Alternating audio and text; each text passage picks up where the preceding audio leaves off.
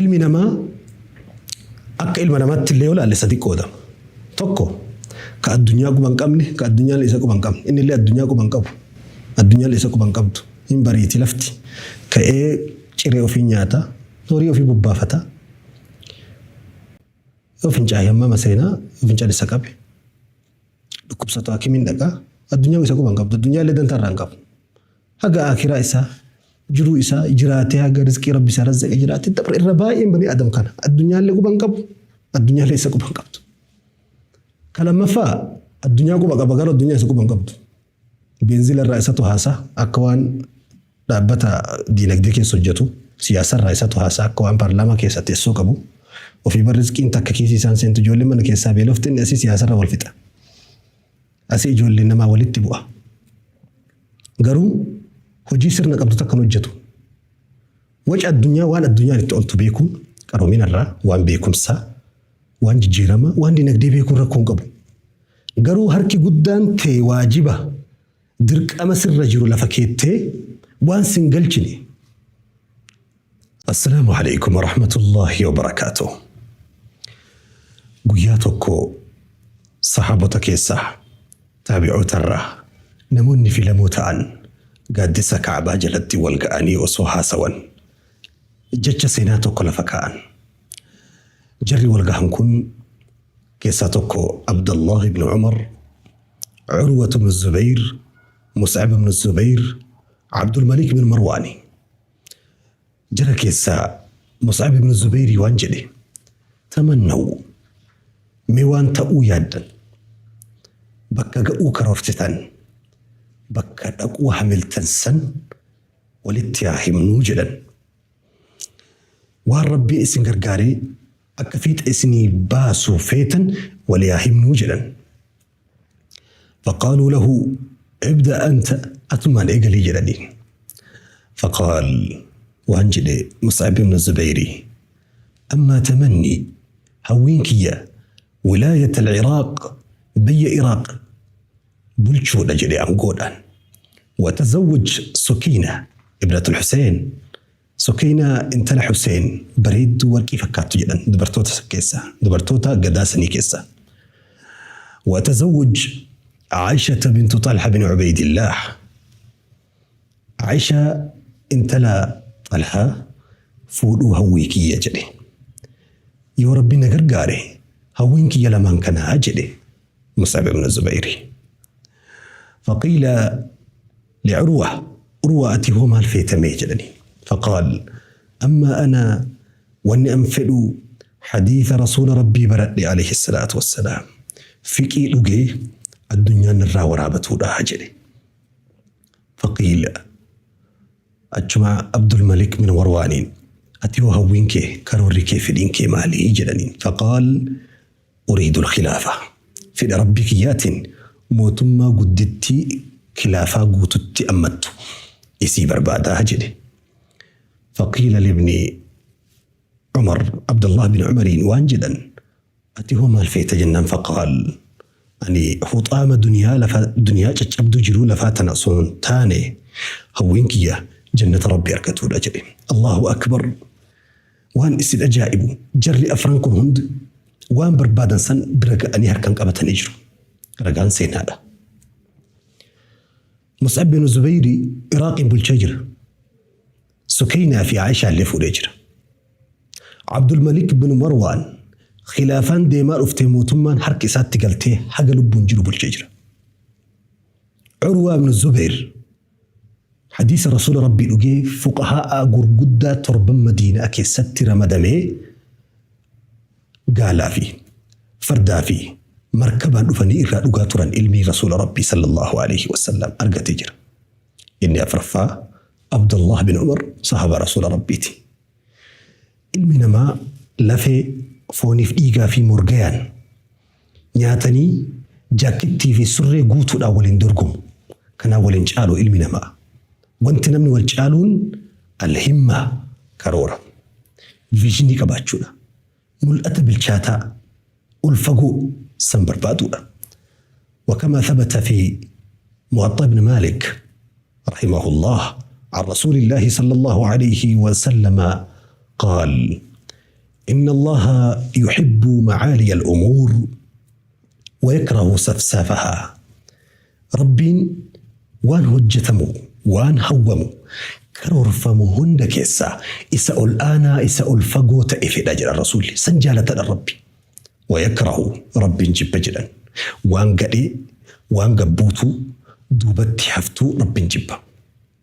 الآن جالة جتشون مال جتشون برلي برمسان أبا بيكم سأرضي كانت أجتي أتي هو جالة ربي قبلتك كغندتك كنانو تكسني ميتك ربي فينو سيكنون قد ربيتي قرو كرور سون إنديسون هون الرؤون هجيكيتي أبا قبينيا أنت أوجدتي أبا قبينيا نانو تكا قدينا وهيكي سبيك مسونتان أبا قبينيا الدنيا كانت أجتي هولا ربي كان جالتا يو أنقو برباد أنقو نانو تكا غند مراسا وهي سونتاني biyya guutuu tokkochumatti biyya bulchaa jira. Bakkuma ati baate saniin baheemi. Lafee fi foon ati qabdu san qabaami. Way surrii lama qabaa yoo surree lama sadii qabaate malee achuma gaheemi garuu. Rabbiin waan ol aanaa ni fedha waan gadi aantuu yaadaa fi karoorarraa ni jibba rasuuli rabbi jedhan isa kana. Aqliin ilma namaatun sammuu sadeetti qoodamti. Sammuun takka sammuu of qofarraa haasoftu. An akkas godhee, an akkas hojjadhee, guyyaa akkana waan akkanaa dalagee ofuma qofa gabaasa inni gabaasni inni galchu. Ofumarraa haasofti sun sammuu xixiqqoo jedhaniin. Sammuun xixiqqoon ofumarraa haasaa oolti. Seenaan sirraa haasa'u, rabbi sirraa haa dubbatu. Addunyaan si haa galmeessu, qalamni seenaa kallacha dhaloota irratti si haa tarreessu. Wanni ati ofirraa wacaa ooltuuf hin jiru. Kana dalagiin anaan jechoota ibliisittiin jannata darbame keessaa lubbuun xixiqqoon ofumarraa wacaa oolti jedha waan xixiqqoo. Sammuun lammaffaan sammuu namarraa haasawaa ooltu. Achi sii xixiqqoo garuu namarraa haasofti. Tazawwaja Amruun waxallaqa Zayduun وسافر جعفر وجيني ساكنة ونين هاسو إبلون تكو والطلاقان جار ساب جارتين إبلو والفودان إبلو بيالا كوته إبلو دنقد دكست إيمي وجه زنبيل أدو كان أدو هندي كيسة ترقب زنبيل أدو نمرها سواء قلت سمول لما فان تنيلي صدركان سي قبوتو دا دوتو دا ورا باتر لو جري ورا رفين متادي سي رفين سيادو كأرم نسادي قباني آدم كيس سأولو دوك إلاقا أولو كومنتي جلاو تلايتو بكا تيسيسا دوك إيبالي نرغيتو أجيلا وجه تيسيسا مداكو فرطاء نبيك تتيسا في كنيسة غراغرما سمون غرين سمو كنيسة قبدنا مغرين كنيسني قشاشا مليون توكو بارميلي تريليون توكو سي غنديت اي قشاشا بلفا كنران براري دوك اي في cancana kanarraan tarkaanfatee abaaboo bareedaa tokko dhataa amala kinniisaatiku. Sammuun dhoqqeen immoo sammuun tiisisaa abaaboo miliyoona meeqa osooti aftee hin qeebalu. Bararee abaaboo miliyoona meeqara tarkaanfatee dhoqqeera ta'a. Hadha laalli koomintiin qofti gahaadha. Sheeriin gahaadha. Poostiin gahaadha. Namoota maagneettiin isaa bakka dhoqqee fi bakka tortorii bakka shamee malitti hin argamne. Keessa isaa tokkasi. As keessa ol madda. Waan keessa kana maddetu jismii kanarra gayyaa yoo warqii ta'e illee yoo dhoqqee ta'e illee jismii kanarra gayyaa. Sammuu namarraa haasawaa ooltu. Sammuu nama hamattu. Maqaa nama balleessitu. Sammuun duutuun lammaffaan isiitan. Sammuun guddoon garuu baay'een isiitu xiqqoodha.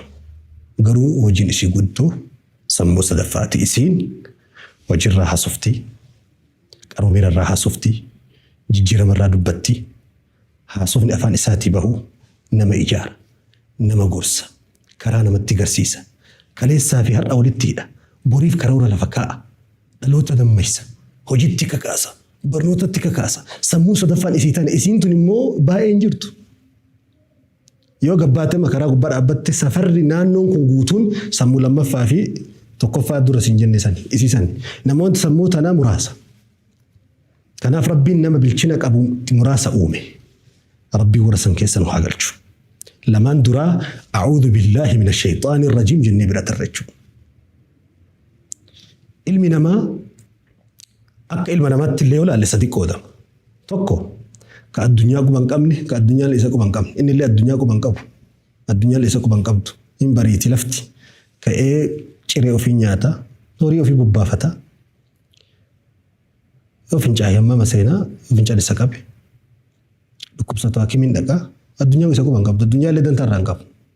Haga akiraa isaa, jiruu isaa, jiraatee haga rizqii rabbi isaa razzaqee jiraatee dabra irra baay'een banii adam kana. Addunyaa illee quban qabu, addunyaa illee isa quban qabdu. Kalammaffaa addunyaa quba qaba gara addunyaa isa quban qabdu. Beenzila irraa isatu haasaa akka waan dhaabbata diinagdee keessa hojjetu, siyaasa irraa isatu haasaa akka waan paarlaamaa keessa teessoo qabu. Ofii bar rizqiin takka kiisii isaan seentu ijoollee mana keessaa beelofte inni asii siyaasa irra wal fixa. Asii ijoolleen namaa walitti bu'a. Garuu hojii sirna qabdu takkan hojjetu. Waca addunyaa waan addunyaan itti oltu beekuun qaroomina irraa waan beekumsaa, waan jijjiirama, waan diinagdee beekuun rakkoon qabu. Garuu harki guddaan ta'e waajiba dirqama sirra jiru lafa keettee waan sin galchine. Rasuulli Rabbii maal jedhan alayhi salaatu wassalaam. Min husni islaami ilmar'i tarkuhu maa laa yaanii. Miidhagina faaya iimaana islaamummaa namni tokko namni muslima ta'e qabu keessaa tokko homa isan galchine keessa galuu dhabuudha jedha Rasuulli Rabbi. Bar gaafa waan sin galchine keessa galte waan sin taanin keessaa baata. Akkamitti namni jaha kaballaa haqa godhatadhan san keessaa tokko nama waan isan galchine keessa gale kaballaan keessaa baasaa jedhe. Waraana baate wal kabalaa jechuuf miti. Kanaaf tarkuhu maa laa yaanii. Addunyaan kun homa lama keessa oola. Waan isaan gallee fi waan isaan galchine keessa oola. Osoo waan isaa galuu fi waan isa galchuu qofa irra gabaabbatee hedduu nama qaataasaa fixate. Wanti namni daakaa oolu, laaqaa oolu, itti gangalataa oolu waan isaan galchine fi waan isaan galle keessa oola. Kanaaf irra hedduun wanni jahannamiin nama dhaquu jira Rasuulli keessaa tokko. Diimaa 32 eegame kan arraba kan agartee wanni haga isaa rizqii ta'e fixee barakaa sirraa gooyisee namummaan dubatti si deebisee rabbiin biraa si buusee malaa'ikaan si jibbitee samii keessaa namni si jibbee ardii keessa wanni haga arraba kanaa qabrii ta'e furnoo ibidda jahannam baatiraa godhee si eega.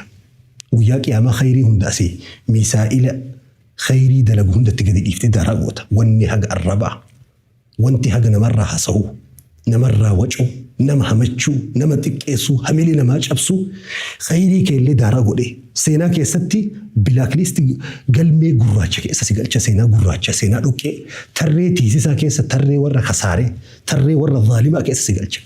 Kana filadhu adeynaahu najidayn karaa lamaan si garsiisanii adiin kanaa sun jannata keessaa gurraachi kanaa kun jahannam keessaa filadhu.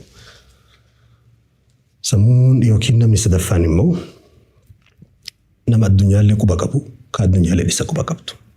Addunyaa karaa kamiin seena? Karaa wacaa fi iyyaansaa fi lagaxaa fi harcaatii fi gadheen hin seenu. Karaa qaroominaatiin gala. Karaa beekumsaan itti seena. Karaa bilchinaatiin waa sirreessuu waa qindeessuu. Karaa kanaan itti seenee beekumsa isii. Bakki inni dhaqoo iddoo burtukaana muuzii bakka ataakiltii irraa funaanatan bakka qoshaashaa fi qeeraa sariileetti oolasan. Nama ilma namaa suuraa ilma namaa uffatee amala saree qabu jira. Kan qeeraa foon namaa keessa oolu. Bakka qoshaashaa malee maagineettiin isaan harkifne. Warri gurguddate warri mataan isaa fagaate.